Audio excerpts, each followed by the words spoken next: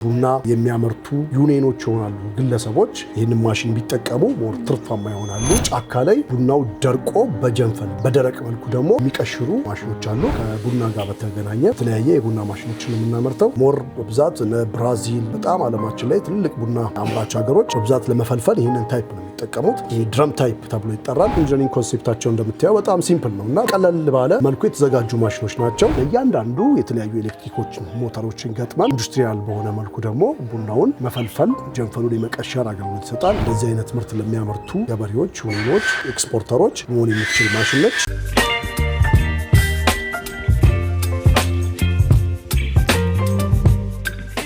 ሰላም ጤና ይስጥልን ውድ የስለ ቢዝነስ ሚዲያ ተከታታዮቻችን እንደምን አላችሁ? እኛ በጣም ደህና ነን። እንደሚታወቀው ቻናላችን በየጊዜው ለእናንተ የሚጠቅሙ ጠቃሚ የሆኑ መረጃዎችን፣ የቢዝነስ ሀሳቦችን፣ የተለያዩ አይነት ማሽነሪዎችን በየጊዜው ወደ እናንተ በማድረስ ይታወቃል። ዛሬም እንደተለመደው ለእናንተ የሚሆን ከኋላ እንደምትመለከቱት የደረቅ ጀንፈል ቡና መቀሸሪያ ማሽን ይዘንላችሁ መተናል። ይሄ ማሽን እንግዲህ በይዘቱ እንደምታዩት በጣም ከፍ ያለ ነው። እናንተም የቡና ቢዝነስ ላይ ካላችሁ ይህ ፕሮግራም ለእናንተ ነው። እንግዲህ ይህ ማሽን ምን አይነት ነው? ዋጋው ስንት ነው? እንዴት አድርገን ነው ወደዚህ ቢዝነስ መግባት ያለብን? ከዛም በተጨማሪ ደግሞ ቢዝነሱ ላይ ላላችሁ ሰዎች ይሄንን ማሽን እንዴት አድርገን መጠቀም እንችላለን? ምን አይነት አገልግሎትስ ይሰጣል? ዋጋው ስንት ነው የሚለውን ደግሞ ሰፋ ያለ ቆይታ አድርገንላችኋል። ሙሉ ፕሮግራማችንን ከመጀመሪያው እስከ መጨረሻው እንድታዩ ከወዲሁ እየጋበዝኩኝ ፕሮግራሙን በመምራት ደግሞ አብሬያችሁ ቆይታ ማደርገው እኔ ሊና አብራም ነኝ። በካሜራማን ናኦላለ ወደ ፕሮግራሙ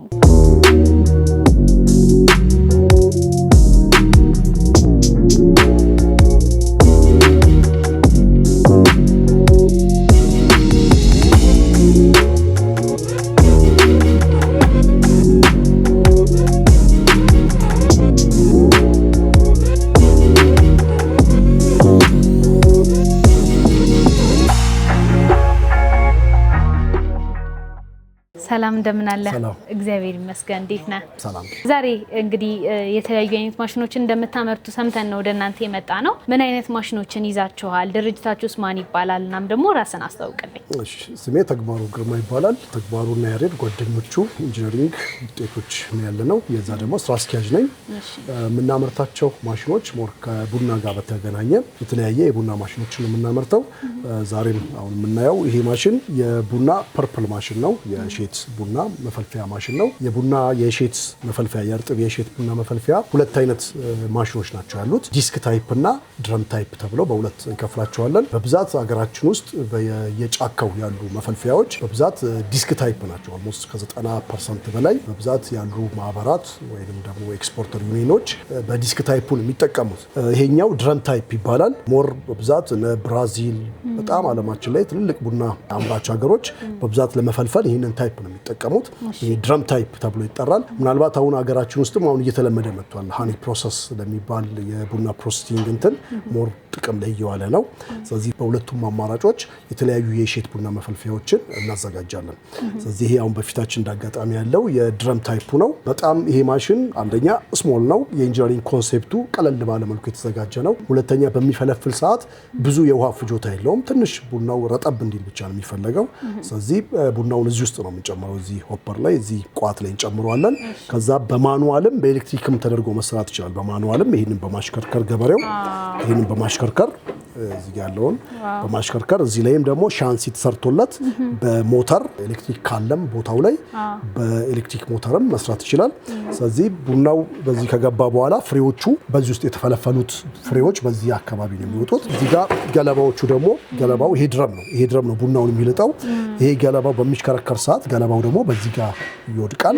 ስለዚህ ቡናውን ከገለባው ከልጣጩ የሚለይ ድረም ታይፕ የሆነ ቡና የሼት መፈልፈያ ማሽን። በጣም ደስ ይላል። ይሄ እንግዲህ በሳይዝ አነስ ያለ ነው። ከዚህ በፊት የነበሩት ማሽኖች ምን አይነት ነበሩ? ይሄስ ደግሞ ምን አይነት ቴክኖሎጂዎችን አሻሽሎ የመጣ ነው? ምናልባት ከዲስክ ታይፑ ጋር በምናነጻጽረው ሰዓት ዲስክ ታይፑ ትንሽ የኢንጂነሪንግ ኮንሴፕቱም ማቴሪያሉም የምንጠቀመው ትንሽ እንትን ነው፣ ውድ ነው ዋጋው። አሁን አንድ ዲስክ ከረንትሊ ባለው ሂሳብ በጣም ኤክስፔንሲቭ ሆኗል። ምናልባት እስከ 70 ሺህ ብር አካባቢ ነው። ምናልባት አንድ ማሽን ምናልባት ከፊት 4 ከኋላ 2 የሚጠቀም ከሆነ 6 ዲስኮች ይጠቀማል። ከዛ ማረሻ የሚባሉ ነገሮች አሉ። እነዛ ሲጨማመሩ ሌላ የተለያየ ሞተር የተለያየ መካኒካል ፓርቶች ሲጨመሩ በጣም ብዙ ነው። ምናልባት እስከ 1.5 አካባቢ ድረስ ሊደርስ ይችላል። እነዚህ ምናልባት በጣም ኢንጂነሪንግ ኮንሴፕታቸው እንደምታየው በጣም ሲምፕል ነው እና በቀለል ባለ መልኩ የተዘጋጁ ማሽኖች ናቸው። ምናልባት ያንን ማሽን አንድ ማሽን ሰውየው ከሚገዛ ይህንን ምናልባት 3-4ቱ ከዛ ጋር ኢኩቫለንት ሆነው መስራት የሚችሉ ናቸው። በእጅ ከሆነ ምናልባት በሰዓት እስከ 15 ኩንታል ድረስ በእጅ መፈልፈል አቅም ይኖረዋል። በኤሌክትሪክ ከሆነ ደግሞ በእጥፍ እስከ 30 ኩንታል ድረስ በሰዓት የመፈልፈል አቅም ይኖረዋል እና ይህንን ደግሞ ማሳደግ የሚችላል። ይሄ አሁን ስሞል ሳይዝ ተደርጋ የተሰራች ነች።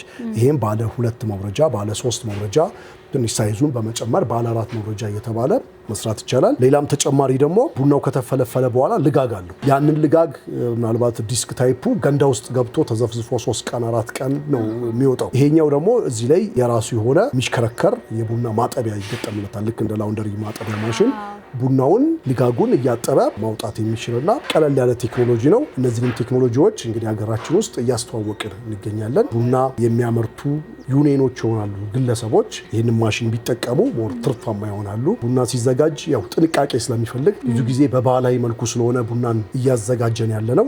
ያ ደግሞ ቡና ላይ የተለያየ የኳሊቲ ችግር ስለሚያመጣብን ምናልባት የገጠር ማህበረሰብ በቀላል መልኩ እችን ገዝቷት በቤቱ ቡናን ፈጭቶ ጥሩ ቡና ለገበያ ማቅረብ የሚችልበትን ቡናው ሳይጎዳ ማለት ነው። ለምን ሌላ ክፍለ ሀገር ላይ ቡናን በስፓልት ላይ ወይ በድንጋይ በመፈርጨቅ በመጅ ምናምን ነው የሚጠቀሙትና ያ ደግሞ ቡና ኳሊቲ ላይ ትንሽ ችግር ስላለው እነዚህ ሲምፕል ማሽኖች ምናልባት እንደዚህ አይነት ምርት ለሚያመርቱ ገበሬዎች ወይኖች ኤክስፖርተሮች መሆን የሚችል ማሽን ነች። ማሽኗ ይህን ይመስላል። በጣም ደስ ይላል። እስቲ እንግዲህ ይህንን ማሽን መግዛት የሚፈልጉ ሰዎች ካሉ ዋጋው ምን ያህል ነው? ዋጋው ምናልባት ቻንሲ ሳይጨመርበት በእንደዚሁ ኮንዲሽን ከሆነ ምናልባት እስከ 250 ሺህ ብር አካባቢ ኮስት ልታረግ ትችላለች። ሞተር ሲጨመርበት ሌላ ተጨማሪ ነገሮች እዚህ ጋር ማጠቢያ የተለያዩ ላይኖች የሚገጠሙለት ከሆነ ደግሞ እንደየስራው የተወሰነ ሊጨምር ይችላል፣ ጭማሪ ይኖራል።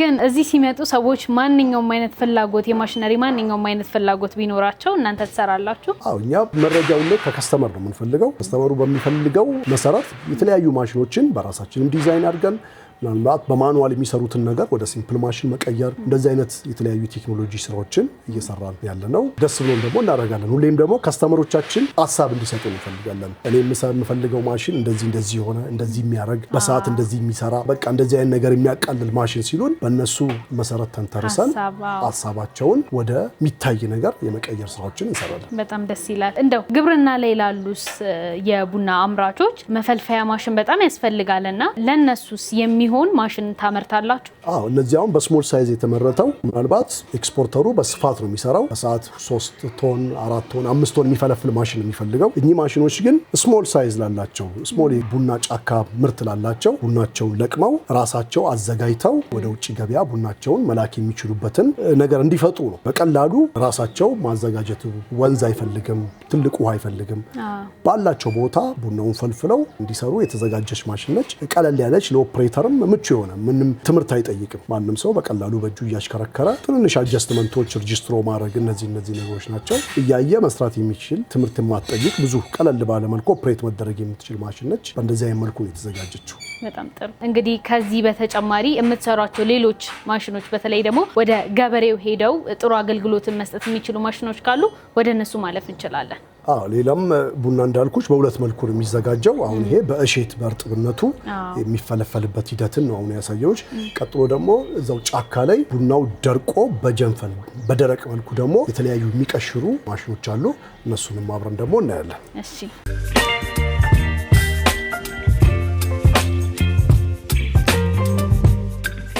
መልካም እንግዲህ መተናል ወደዚህኛው ማሽን። በአይነቱ ቀደም ሲል ካየነው በጣም ከፍ ያለ ነው። እስቲ ስለዚህኛው ማሽን ደግሞ ሀሳብ ስጠን። ይሄ ማሽን የደረቅ ቡና መፈልፈያ ማሽን ነው። ቅድም የእሼቱን አይተናል። ቡና በሁለት አይነት መልኩ ነው እንግዲህ የሚዘጋጀው። ይሄ ቡናው ከደረቀ በኋላ የደረቀውን ቡና የሚፈለፍል ማሽን ነው። እንደምታየው ማሽኑ ትንሽ ገዘፍ ያለ ኢንዱስትሪያል የሆነ ማሽን ነው።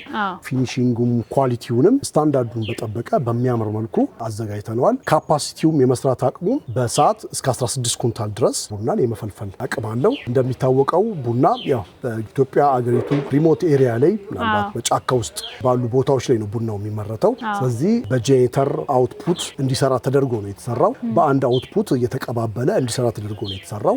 ይሄ እንደ የከስተመር ፍላጎት ደግሞ ምናልባት መብራት አገልግሎት ያለበት አካባቢ ደግሞ ከሆነ ምናልባት ለእያንዳንዱ የተለያዩ ኤሌክትሪኮች ሞተሮችን ገጥመን ኢንዱስትሪያል በሆነ መልኩ ደግሞ ቡናውን የመፈልፈል ጀንፈሉን የመቀሸር አገልግሎት ይሰጣል። ይሄ አሁን የተሰራው ትዕዛዝ በጄኔሬተር አውትፑት እንዲሰራ ተደርጎ ነው። ከአንድ አውትፑት ተቀብሎ እየተቀባበለ ሁሉም ሲስተሞች በአንድ ቤልት የተገናኙ ናቸው። እንደዚህ አይነት መልኩ ዲዛይን የተደረገ ነው። እንደየሰው ፍላጎት ደግሞ ኤሌክትሪክ ያለበት አቅርቦት ያለበት ቦታ ላይ ደግሞ ከሆነ ምናልባት ለእያንዳንዱ ኢሊቬተር የራሱ የሆነ ሞተር፣ ሀለር ለሚፈጨውም የራሱ ሞተር፣ ለማንቀርቀቢያውም አንድ 6 ሞተሮችን ተጠቅመን ኢንዱስትሪያል ሆኖ ደግሞ የተሰራ ማሽን ነው። የማሽኑ ሪጂዲቲ ስትሬንግዙን በደንብ በጠበቀ መልኩ በቀላሉ ኦፕሬት መደረግ እንዲችል ፓርቶቹ እዛ ጋር ምናልባት አጠቃቀሙን ለማሳየት ቢፈለግ መጀመሪያ ቡናው እዚህ ላይ ነው፣ እዚህ ሳይሎ ላይ ነው የሚቀመጠው። ከዛ በኋላ በዚህ ወደ ታች ይወርዳል። እዚህ ጋር የተለያዩ ማንቀርቀቢያ ያለው ይሄ ማንቀርቀቢያ ድንጋዩ ያው ቡናው ሲደርቅ በብዛት ያው በባህላዊ መልኩ መሬት ላይ ስለሆነ የሚሰጠው አብሮ ሲለቀም ድንጋይ አቧራ ይኖረዋል። ስለዚህ መጀመሪያ ይሄንን ድንጋይ እና አቧራ የምናስወግድበት ማበጠሪያ ይኖራል። በዚህ ውስጥ ነው የሚያልፈው። ድንጋዩም አቧራውም ካለፈ በኋላ ወደዚህ ኢሊቬተር ነው የሚሰጠው። ይሄ ኢሊቬተር ደግሞ ማጓጓዣ ነው።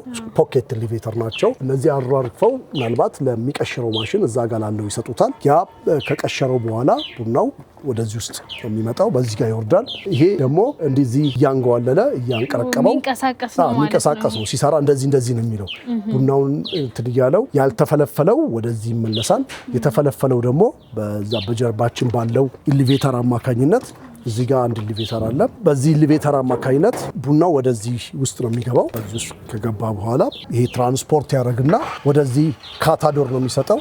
ይሄ ካታዶር ደግሞ በንፋስ ኃይል ቡናውን ቀላል ቡና ሰባራ ቡናዎችን እየለየ ሰባራውን ለብቻ፣ ወፈር ያለውን ለብቻ፣ መካከለኛውን ለብቻ እያጣራ ለብቻ ቡናዎቹ ሰባራው በዚህ ይወርዳል።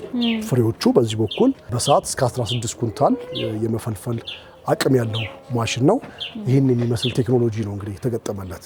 በጣም ጥሩ። እንግዲህ እያንዳንዱን ሂደቱን አሳይተናል። በእውነት ሲታይ በጣም ትልቅ ነው። ልክ እንዳልከውም ደግሞ ወደ ገጠራማው አካባቢ ላይ ነው ይሄ አገልግሎት የሚሰጠው። በሁለቱም አይነት መንገድ እንዳለው ነግረኸኛል። በኤሌክትሪክም በጄኔሬተር እንደምታመርቱ ነግረኸኛል። በጣም ግዙፍ ነው። ለማጓጓዝ ምን አይነት ቴክኒክ ነው የምትጠቀመው? እዚህ አሁን ትዕዛዝ ብትታዘዙና ሌላ አካባቢ ላይ ቢሆን ይሄ እንግዲህ ኦሬዲ ተሰርቶ ያለቀለት ይመስለኛል። ስታጋግዙ ምን አይነት ቴክኒኮችን ነው የምትጠቀሙት? ማለትም እነዚህ ማሽኖች አሁን እዚህ አሴምብል ለማድረግ ነው ገጣጥመ ነው ያለው። ለትራንስፖርት እያንዳንዱ የማሽን ፓርቱ የሚፈታታ ፓርት ነው። ሄዶ እዛ በብሎን የሚገጣጠም ፓርት ነው። ስለዚህ ሜን እነዚህ ኢሊቬተሮቹ እነዚህ ካታደሮቹ እያንዳንዱ ፓርቶች ለማጓጓዝ በሚመች መልኩ ለምን ሪሞት ኤሪያ ስለሆነ የሚሄደው ክሬን ምናምን እንደዚህ ትልልቅ ነገሮችን መጠቀም ስለማይችሉ ስለዚህ በቀላሉ ተፈቶ በቀላሉ መገጣጠም የሚችል ማሽን ተደርጎ ነው የተሰራው። በጣም ጥሩ። ማሽኖቻችሁን ስትሰሩ አሁን ትዕዛዝ ቢኖር በምን ያህል ጊዜ ገደብ ውስጥ ነው ሰርታችሁ የሚጨርሱት? እኛ ማሽኖች ስንሰራ እንደየማሽኑ አይነት የጊዜ ገደባችንም ይለያያል።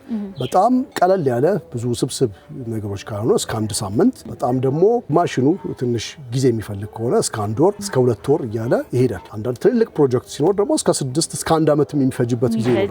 ስለዚህ እነዚህ ማሽኖች ምናልባት እስከ 1 ወር 1 ተኩል ድረስ ምናልባት ከስተመር ቢያዘን በእንደዛ ሰዓት ውስጥ መድረስ የሚችሉ ማሽኖች ናቸው። የተለያዩ ከቡና ጋር ስለሆነ የምንሰራው የተለያዩ ፕላንቶች ደግሞ የፕሮሰሲንግ ፕላንቶች ምናልባት እስከ 3 ወር 6 ወር የሚፈጁም ድረስ ሊኖር ይችላል። ስለዚህ ጊዜው የሚወሰነው በማሽኑ አይነት፣ የማሽኑ ግዝፈት፣ የማሽኑ የሚሰራው ነገር ታይቶ ጊዜው ሊወሰን ይችላል። ግን ማክሲማም እኛ ጋር ከ1 ሳምንት እስከ ምናልባት 2 ወር አቨሬጅ በጣም ትልቅ የምንለው ማሽን 2 ወር ድረስ ሊፈጅብን ይችላል። በጣም ደስ ይላል።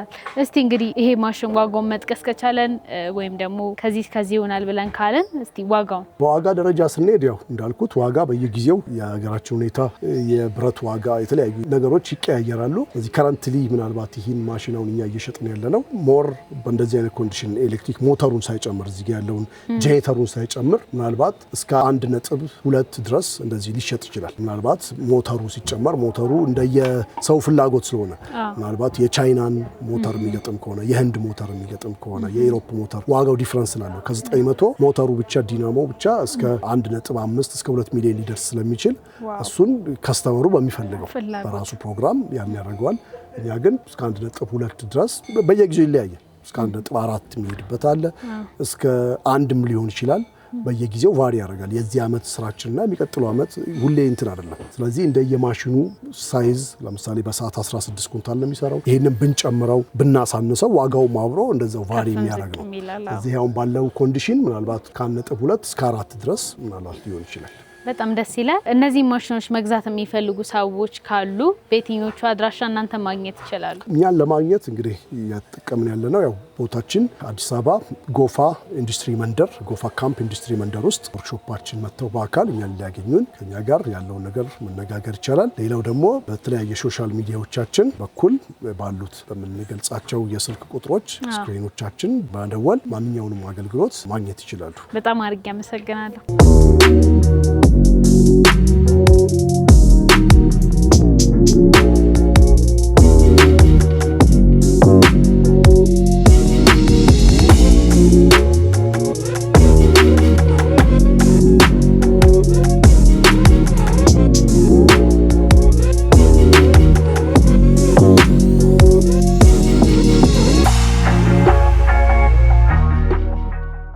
ውድ ተመልካቾቻችን እንግዲህ ይህንን ማሽን በተመለከተ ያያችሁት መረጃ ይህንን ይመስል ነበር። ይህ ማሽን እንግዲህ በተለይ ግብርና ላይ ላላችሁ ሰዎች በጣም ጠቃሚ ነው። እንግዲህ ኤሌክትሪክም አካባቢያችሁ ላይ ካለ በኤሌክትሪክ ይሰራላችኋል። ከዛም በተጨማሪ ደግሞ በጄኔሬተር የምትጠቀሙም ከሆነ በሁለቱም አማራጮች እዚህ ድርጅት ላይ ማግኘት ትችላላችሁ ማለት ነው። እናንተም የዚህ ማሽን ባለቤት መሆን የምትፈልጉ ከሆነ በጣም ቀላል ነው። ስክሪኑ ላይ ባለው ስልክ በመደወል የዚህ ማሽን ባለቤት መሆን ትችላላችሁ። በየጊዜው እንደነዚህ አይነት ተመሳሳይ ቪዲዮዎች እንዲደርስ ቻናላችንን ላይክ፣ ሰብስክራይብ፣ ሼር ማድረግ እንዳትረሱ። በቀጣይ በተለያዩ ፕሮግራሞች እስከምንገናኝ ሰላም ቆዩ።